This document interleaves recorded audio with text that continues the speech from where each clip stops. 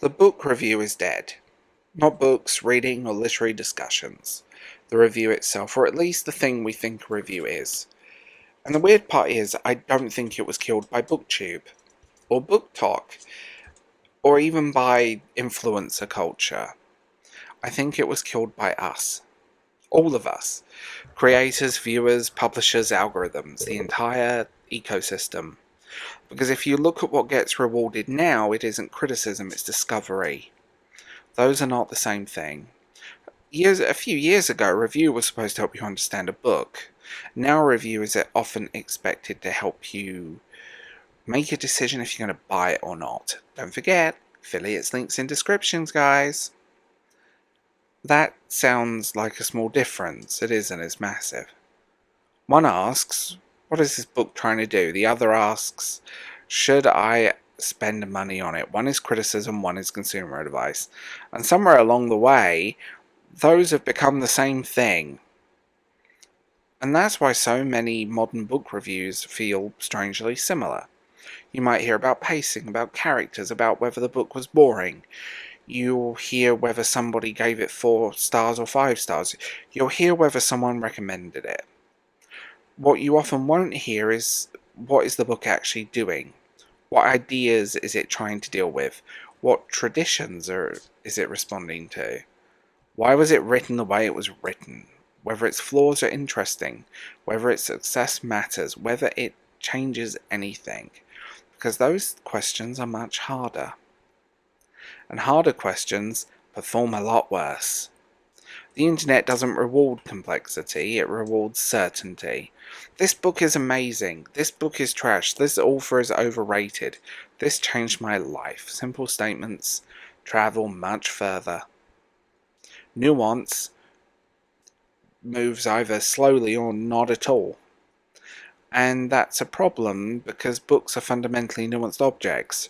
Most books aren't masterpieces and most books aren't disasters. Most books live somewhere in the middle, where they're doing some things brilliantly and some things terribly. That's the interesting part, that's where criticism lives. But criticism requires time. It requires context and patience might as well be, I don't know, non-existent on the internet, because let's be honest, a lot of people don't actually want reviews. They want reassurance. Again, not the same thing. People want someone to tell them they're making a good choice, that this new fantasy series is worth 6,000 pages, that this literary novel isn't a waste of time, that this manga everyone's talking about is worth collecting, that this special edition is worth buying. A recommendation serves that purpose perfectly, a review doesn't. A real review might leave you more uncertain than when you started. A real review might say this book succeeds in ways and is horrible in others. This book's important but not enjoyable. This book's beautifully written but completely and utterly emotionally empty. This book is fascinating but deeply flawed. People hate answers like that because, and it's not because they're wrong for hating the answers, that is, but because it doesn't help us make decisions. And that's what modern book culture increasingly revolves around, decision making. What should I read next? What should I buy? What belongs on my shelf? What should I spend 20 quid on? What should I spend 30 hours reading? An entire online reading world is increasingly built around those questions. You can't really not see it. Look at the language that's used. Most videos aren't called reviews anymore, they're called recommendations. Hidden gems. Books you need to read. Books that changed my life. Books everyone should read. Books everyone should avoid. The language of criticism has been slowly replaced by the language of consumption. And I'm not saying that as criticism either, it's just what happens. The internet transformed readers into consumers. Not everyone, but enough. And that's not their entirely our fault. Books have become content. Everything has become content. Books compete with Netflix, TikTok, video games, podcasts. They compete with every form of entertainment available on the existential crisis machine in your pocket that you call a phone. Reading isn't competing with other books anymore. Reading is competing with literally everything. So naturally, readers want guidance. Naturally, creators become guides, and naturally, recommendations become more valuable than criticism. The market adapts, the audience adapts, and creators adapts.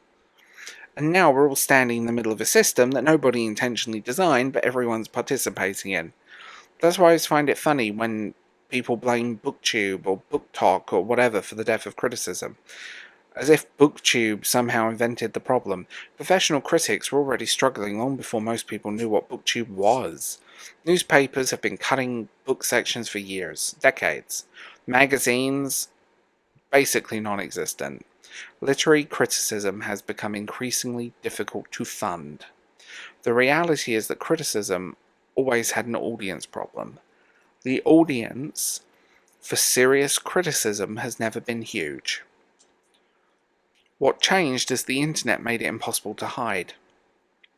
Years ago, you could justify a book section because it was a part of a larger institution.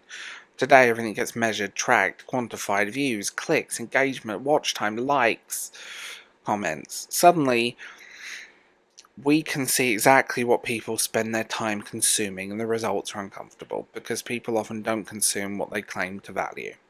I see it all the time in my comments, other people's comments. People tell creators, we need more in-depth reviews, we need more serious discussions, we need more literary criticism. Then the creators make it and the video dies. And by the way, no one's lying when they say that, because intention and behaviour aren't the same thing. I genuinely believe people want deeper discussions. I just don't think most people want them at 7 o'clock on a Thursday afternoon after work when they're tired and scrolling YouTube.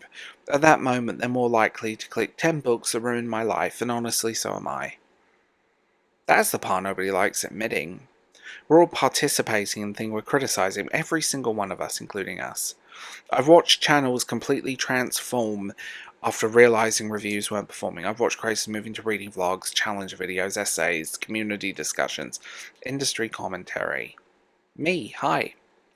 And every time somebody complains they've abandoned reviews, I understand both sides. Because creators have bills, time matters, energy matters, motivation matters.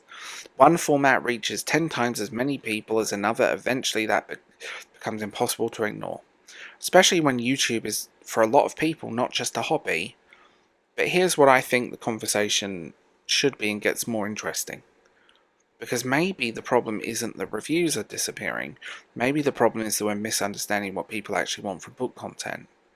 And I don't think most people want criticism. I think they want connection. I think they want that sense of connecting with someone.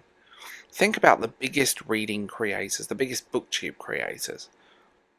People don't return because they need another recommendation. They return because they like spending time with that person. The books are often secondary. Creators become the attraction, and that's not unique to books. That's the entire internet, by the way. People follow people first, topics seconds. A review says, let's discuss this book. A vlog says, come spend time with me. Guess which one feels more personal? Guess which one creates loyalty? Guess which one YouTube prefers? And the answer is obvious. Which means something strange has happened. BookTube, book content on the internet in general isn't primarily about books anymore, not entirely. So it's about readers, and that's a different thing. The most successful creators aren't just discussing literature, they're building relationships. They're inviting people into their lives. Their reading becomes part of a larger story, and honestly, I think that's why reviews struggle. A review is transactional. You watch it, you get the information, you leave. A personality-driven channel gives people a reason to stay. That's not worse, it's just different. But it does explain why traditional reviews feel increasingly out of place. They're products from a different era, an era where expertise was enough. Today, expertise isn't enough. People also want personality, authority, commentary, community, entertainment, humour, connection. And maybe that's why book reviews feel like they're dying. Not because readers care less about books, but because readers increasingly want books to be part of a larger conversation. One about identity, trust, community, belonging. And I think that's where the real tension exists, because criticism asks us to think about books. Modern internet culture asks us to think about ourselves through books, and that's a completely different experience. One is very analytical, one is very personal. And one examines text, the other examines the reader, and right now the reader is winning. Not because the text stopped mattering, but because people are endlessly fascinated by other people. Always have been, always will. Celebrity culture, all of that stuff. Internet celebrities, vlogs, you name it. Which means maybe the book review isn't dying, maybe it's just becoming a niche. A respected niche, an important niche, a necessary niche, but still a niche. Perhaps that's the truth nobody really wants to out loud. The audience for serious criticism was never as large as we imagined. The internet didn't kill the book review, it revealed how many people actually wanted one, and I think that's much more uncomfortable as a conversation. I'm Darth James, I hope you enjoyed this episode. Memberships and Patreon are available if you want to keep the lights on, and you're welcome to like, leave a comment, and have a chat down below. All my links and all the information you need are in the description. See? Maybe you can spend some time with me. Who knows?